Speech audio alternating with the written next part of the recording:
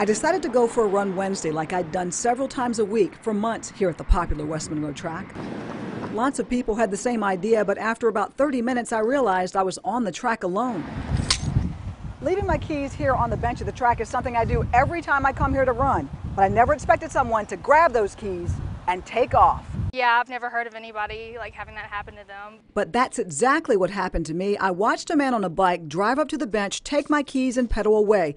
Luckily for me, I ran the suspected thief down, tried to grab my keys, but when he pushed me, I slugged him and I grabbed my keys. He pushed me again and I slugged him again.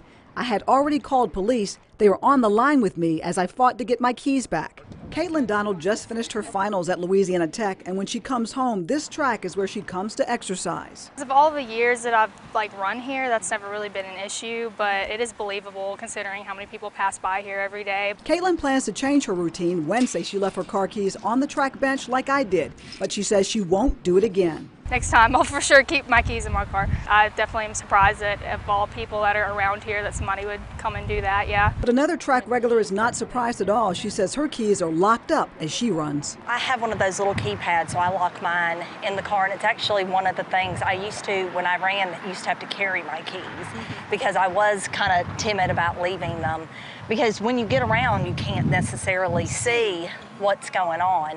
She is fighting an epidemic that has been hitting rural Louisiana especially hard. Pelican State is leading the nation in new HIV/AIDS cases, but a local woman has been battling the HIV for more than 30 years. She's a hero fighting to end ignorance while promoting education and prevention. Someone with less strength? 1984, I received a blood transfusion. 1985, I received a letter from the blood center saying the person whose blood I received had died from AIDS. Faith? I never, ever thought, though, that HIV would be the thing that took me out. And perseverance. 1989, I got pregnant, told my OBGYN what happened. She retested me. They confirmed that I, in fact, was positive. So I've been positive for almost 34 years. Might have wallowed in tragedy. Monica Johnson did anything but. She was fueled to fight because of the smallest word, no. I was called a lot of things. Let me just say that weren't nice. But I was just trying to make sure my son had everything everybody else, the opportunities and the services everybody else had. That was it. She took possibly the worst news anyone could get and did more than make the best of it. I really was more concerned about my baby than I was about myself. Her son Valreese would live 3.5 years before complications from the disease took his life. His loss became her mission to educate, starting in rural Columbia, Louisiana. Heroes, this is Monica. Johnson is founder and CEO of Heroes, or Help Everyone Receive Ongoing Effective Support. The nonprofit focuses on empowerment and education of people impacted by HIV and AIDS in rural Louisiana. However, her battle to educate didn't come easy. People called my house, told me to get out of town. If I went in the drugstore, they would disinfect the counter before I could walk out. They saw me coming, they would walk. They crossed the street so they couldn't walk by me. Fear and ignorance, more motivation for the first of its kind study she conducted and presented at the United States Conference on AIDS in D.C. this summer. The study documenting HIV and AIDS in metropolitan versus rural Louisiana, uncovering startling numbers. 15% of people living with the disease in the Pelican State are from rural areas, and our state, Louisiana, leading the nation in new HIV cases. And when I travel, there are bus stops and prevention messages everywhere. On the train, it's just everywhere. You don't see that here. And her research revealing something even more frightening about the disease and African Americans. Black people are so quick to take themselves out of stuff. So when they were saying it was a gay white man's disease, black people, oh, it's a gay white man's disease, ain't got nothing to do with me. However, statistics tell quite a different story. African Americans are becoming infected and dying more than any other group. A growing number and a very alarming number is women from heterosexual contact, and particularly African American women. So there are more African American women in my clinic than there are any other demographic. The majority of my new diagnoses have been young black men, some heterosexual, but the majority are homosexual. It's something Dr. Tavel Kendall, family nurse practitioner and HIV specialty care provider at GoCare knows all too well. The West Monroe Community Clinic offers many services stressing preventative resources and education. He says another issue involves healthcare providers who are unaware of meds that can prevent someone from getting HIV. There are, general practitioners, primary care providers here in our area who do not know about this. And it's unfortunate that people have to come to the HIV clinic to get something to keep them from getting HIV. For Monica Johnson, her dream is a cure for the disease by 2030. The next thing we're going to do is our quilt squares. At her dream retreat, panelists and motivational speakers from all over the country join volunteers. I can live just like anybody else. And I love me.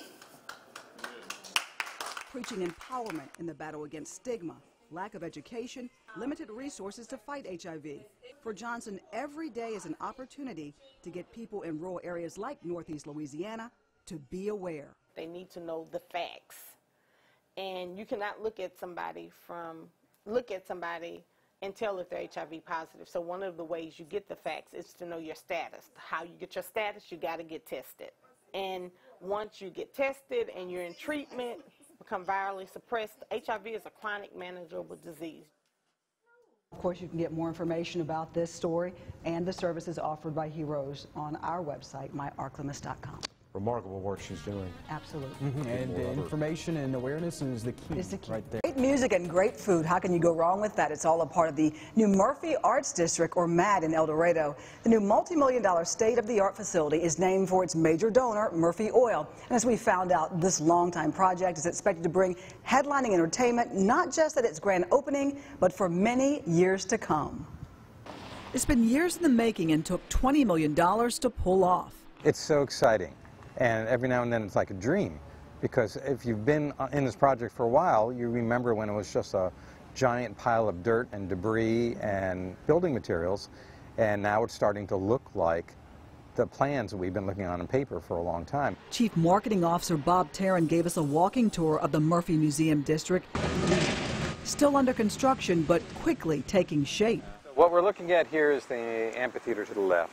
And straight ahead of us and over at the far left are these two pavilions that we're going to be using for concessions during our amphitheater events, and also farm-to-table farmers market a couple times a month. A project like MAD doesn't just come about. After years of feasibility studies, experts, and even a little soul-searching, community and business leaders decided Arts District would tap into both the legacy of the community and something that tourists and residents alike would support. It's reasonable. It's capable of generating both visitation and income, which would lead to a cascading effect for job creation and economic vitality. Acts will be nothing short of top shelf headliners, bringing their talent to the ArcLemis's newest state-of-the-art entertainment center. This is center stage, where acts like Migos and Ludacris will perform in late September. Other acts like ZZ Top, Smokey Robinson, and Brad Paisley will perform here at the amphitheater during the grand opening of MAD. The Art and Entertainment District will boost a half a dozen venues spanning over 3 blocks in downtown, and a huge kids' playground will also be a part of the finished project. Music lovers can pack the amphitheater, the music hall that seats 2,000, and then have a delicious meal at a farm-to-table restaurant. Our chef and head of operations is completely committed to being a farm-to-table experience.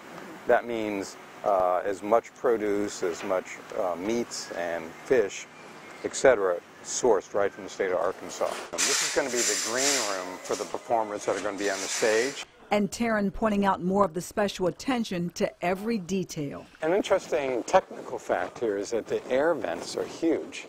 The air management, the airflow systems are big enough for somebody to walk through, because we don't want any air noise. Like at home, when I turn on the air, I can hear the air rushing through my vents. Not at MAD, their goal from day one, putting the old historical oil town of El Dorado front and center as it begins a unique renaissance that supporters hope will draw large crowds for decades to come.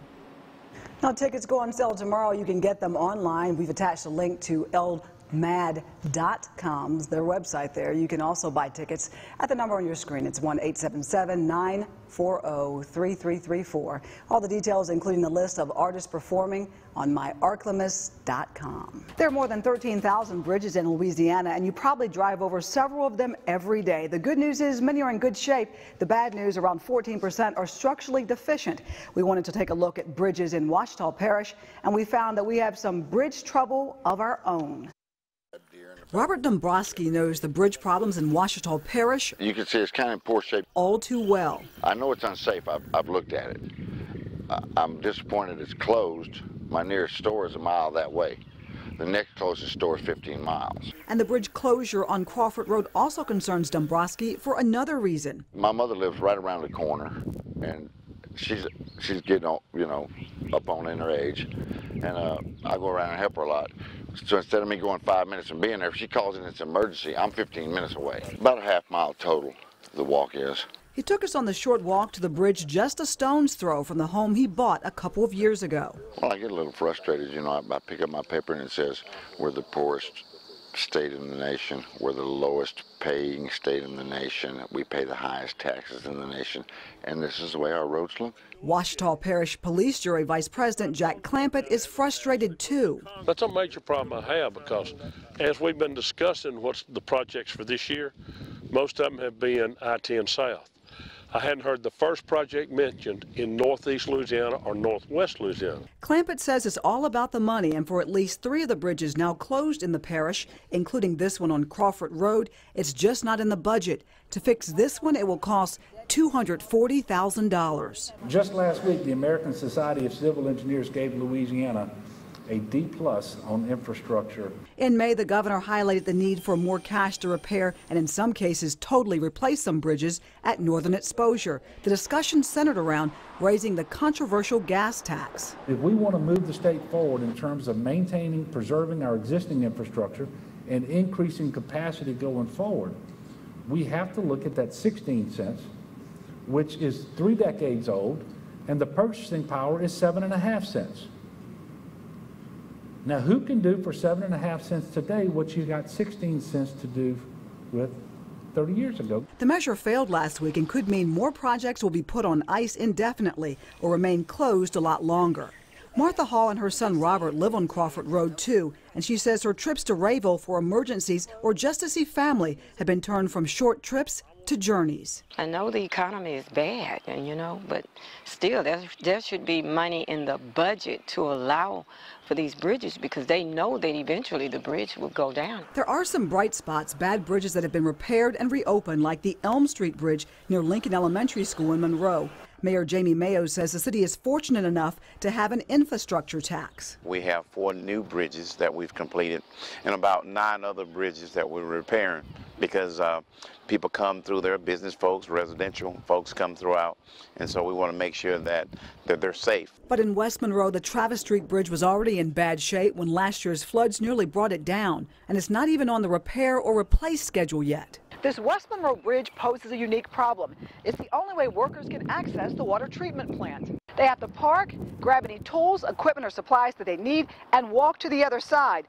But they have to be really careful because it's so dilapidated, you can look right down and see the water.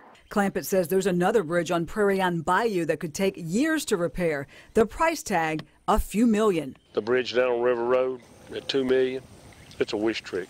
The only way you're going to replace that bridge is for the federal government to come by and start handing out those checks with a lot of zeros on them, and they hadn't done that in a lot of years now. For Dombrowski, his fear is when the bridge that separates him from his family and easy access to necessities will be completed. How long will the closed sign stay up? I'm a little astounded at the signs, closed until further notice. That didn't give me a whole lot of hope. I don't know what it's doing to my property values. Nobody's coming by here looking, that's for sure.